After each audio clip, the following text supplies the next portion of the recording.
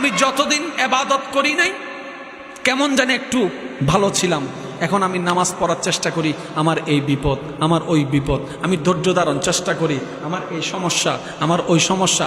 2 নম্বরই কামাইছি, কখনো অসুস্থ হই নাই, এখন থেকে হালাল কামানো শুরু করছি, আমার অসুস্থতা বেড়ে গিয়েছে, আমার রোগ বেড়ে গিয়েছে, পরিবারের এই ঝামেলা। আমার ব্যাপারটা তো বুঝলাম না। আমাদের অনেকের মনের একটা প্রশ্ন,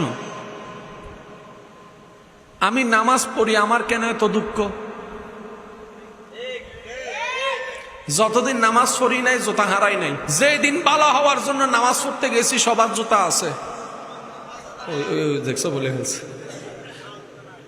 সবার জুতা আছে, আমার জুতা এতদিন পড়ি নাই, জুতা ছিল। আজকে বালা হইতে গেছি, আমার আর সোরে বালা হইতে দেয়নি। এতদিন উল্টা ফুলটা চলছি, মানুষে বদনাম করছে। আজকে যখন আল্লাহর ভয়ে নিজেকে শুধরাই নিয়ে ভালো পথে সুন্নতি লেবাস নিয়ে চলতে শুরু করলাম, রাস্তা দিয়ে যায় আইসি সুইসাব আইসি, নতুন বন্ডামি ধরেছে, এরকম নিরুৎসাহিত কথা শোনা লাগছে।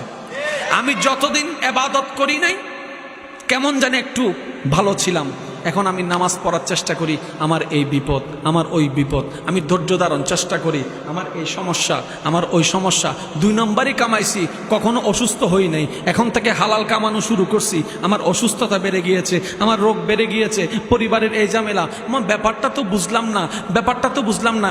এই জায়গায় অনেকে না বুঝে অ্যাক্সিডেন্ট করে, কি করে জানেন? ওই ভয় থেকে বাঁচার জন্য, রোগ থেকে বাঁচার জন্য, বিপদ থেকে বাঁচার জন্য আবার নামাজ ছেড়ে দেয়। আমার ভাইরা তো আমরা হয়তো বুঝতে পারি নাই, আল্লাহ তাআলা বান্দাদেরকে 2 জগতে একসাথে কখনো সাজায় দেয় না। হয়তো কোনো বান্দাকে দুনিয়াতে সাজা দিয়ে দেয়, কোনো বান্দাকে পরকালে সাজা দেয়। আল্লাহ যাদেরকে জাহান্নামের সাজা থেকে বাঁচাতে চান, তাদেরকে তাদের কর্মের কারণে দুনিয়াতে বিপদ দিয়ে, সাজা দিয়ে, কষ্ট দিয়ে জাহান্নামের আগুন থেকে বাঁচাই দেয়। সুবহানাল্লাহ।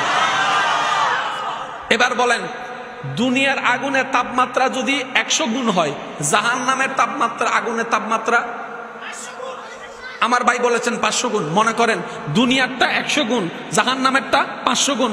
দুনিয়ারটা একদিন, জাহান্নামেরটা 500 দিন। দুনিয়ারটা 24 ঘন্টায় একদিন, 24 ঘন্টায় একদিন। আর জাহান্নামেরটা দুনিয়ার 50,000 বছর পরকালের একদিন। আল্লাহ যদি বলে যে 2টা থেকে একটা নিতেই হবে, হয়তো 500 বছরেরটা লো, আর না হয় একদিনেরটা লো, কোনটা নিবেন? একদিনটা কোথায়, পরকালে না দুনিয়ায়? জোরে বলেন না, আরো জোরে বলেন। সেজন্য আল্লাহ তাআলা আমাদের প্রত্যেকজনের গুনাহ আছে না নাই? জোরে বলেন না রে ভাই, আছে না নাই? এই গুনার কারণে জাহান্নামে সাজা পাওয়ার অধিকারী আছি না নাই? আল্লাহ যখন চায় আমার বান্দাকে জাহান্নাম দিব না, তখন আল্লাহ বিপদ বাড়ায় দেয়, কষ্ট বাড়ায় দেয়, আল্লাহ আযাব বাড়ায় দেয়, অপমান বাড়ায় দেয়, কষ্ট বাড়ায় দেয়, অভাব বাড়ায় দেয়, রোগ বাড়ায় দেয়। বান্দা যখন বুঝতে পারে আমার আল্লাহ দয়া করে আমাকে বিপদ দিয়েছে, যেন আমি ধৈর্য ধারণ করি, যাতে আল্লাহ পাক ইন্নাল্লাহ মা'আস সাবিরিন হয়ে ধৈর্য ধারণকারীর সাথী হয়ে যায়, জাহান্নামী জান্নাতি হয়ে যায়। সুবহানাল্লাহ, আল্লাহু আকবার। ইয়া রাসূলুল্লাহ, ইয়া মুহাম্মদ, জিন্দাবাদ, জিন্দাবাদ। এবার আসেন অঙ্কটা একটু বোঝার চেষ্টা করি। আমরা এখনো আল্লাহর প্রিয় হতে পারি, কিন্তু আল্লাহ যাকে প্রিয় বানিয়ে, ভালোবেসে, মোহাব্বত করে, যাকে আল্লাহ নিজেই পাঠিয়েছেন, ওয়ামা আরসালনাকা ইল্লা রাহমাতাল লিল আলামিন বলে, তিনি আমাদের নবী রাহমাতুল লিল আলামিন। এবার কম বেশি জানার ভিন্নতা সাপেক্ষে আপনার আমার কম বেশি সবারই জানা আছে সৃষ্টিকর্তাকে। আওয়াজটার একটু বড় হবে। সৃষ্টিকর্তাকে, সুখ দেওয়ার মালিককে, সবকিছু সেকেন্ডে পাল্টাই দিতে পারেন কে?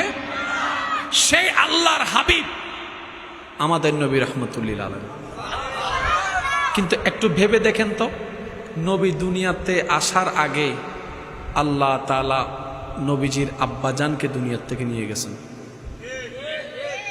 এক কষ্ট, বাবার আদর আমাদের নবী পাই নাই, এটা একটা কষ্ট। নবীজি বড় হতে হতে হতে হতে কিছুদিন পরে আম্মাজানকেও আল্লাহ নিয়ে গেছেন। বেশি দিন মায়ের মমতা, জোরে বলেন, বেশি দিন মায়ের মমতা।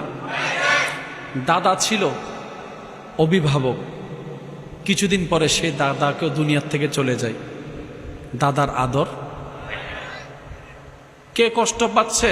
যাকে আল্লাহ সবচেয়ে বেশি ভালোবেসেছেন। আর একটু জোরে বলেন না সুবহানাল্লাহ। সুখদাতা আল্লাহ যাকে সবচাইতে বেশি ভালোবেসেছেন, ওনার কষ্ট হচ্ছে এগুলা। ওনার জীবন হচ্ছে এমন, দুনিয়াতে আসার আগে বাপ চলে গেছে, কিছুদিন পরে মা চলে গেছে, কিছুদিন পরে দাদা চলে গেছে, কিছুদিন পরে এখানে, কিছুদিন ওখানে, কিছুদিন এভাবে, কিছুদিন ওভাবে। কষ্টের জীবন। যখন 40 বছর হওয়ার পরে আল্লাহ পাক রব্বুল আলামিন নবীকে নবুয়তের এলান করার পারমিশন দিলেন, এবার যখন আল্লাহর নবী আল্লাহর কথা বলা শুরু করলেন, আপনরা দুশমন হয়ে গেল, আলামিন বলনেওয়ালারা দুশমন হয়ে গেল।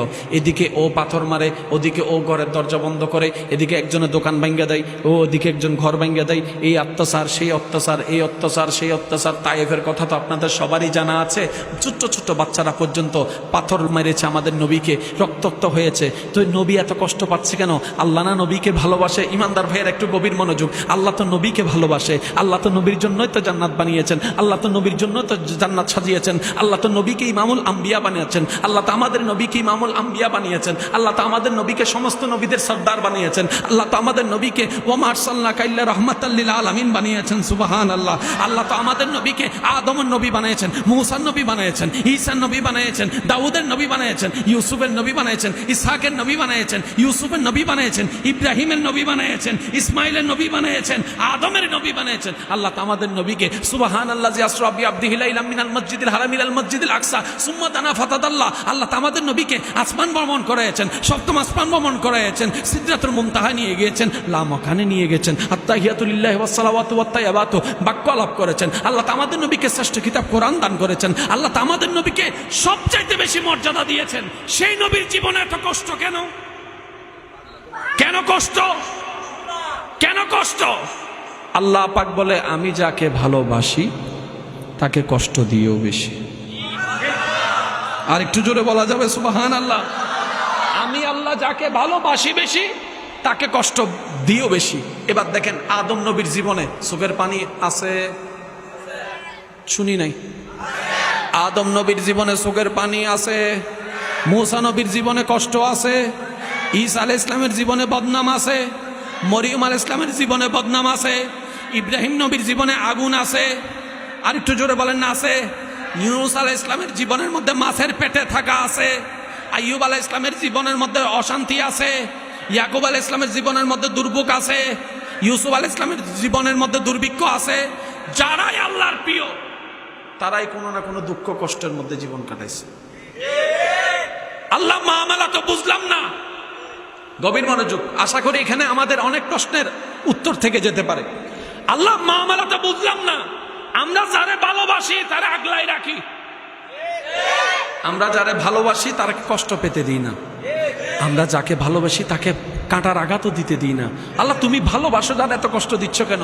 রব্বে করিম বলে, তোমরা তাদেরকে যে কষ্ট পেতে দেখছো এটার নাম দুনিয়া, যেটা আজ না হয় কাল। ইজা জুলজিলাতিল আরদু জিলজালাহা, ধ্বংস হয়ে যাবে। আমি আমার প্রিয়দেরকে সাময়িক শান্তি দিতে চাই না, আমি তাদেরকে জান্নাতের মতো নিয়ামত আজীবন দিতে চাই। সুবহানাল্লাহ, আল্লাহু আকবার। এবার ইমানদার ভাইয়ের আজকে থেকে একটা কথা বলেন, যত আজকে থেকে দুঃখ আসবে, বিপদ আসবে, সবগুলা আল্লাহর আযাব নাকি নিয়ামত? আর একটু জোরে বলা যাবে? আল্লাহ পাকের আযাব না নিয়ামত? আল্লাহর নিয়ামত গুলা কেন দেন? আমাদেরকে বাঁচানোর জন্য।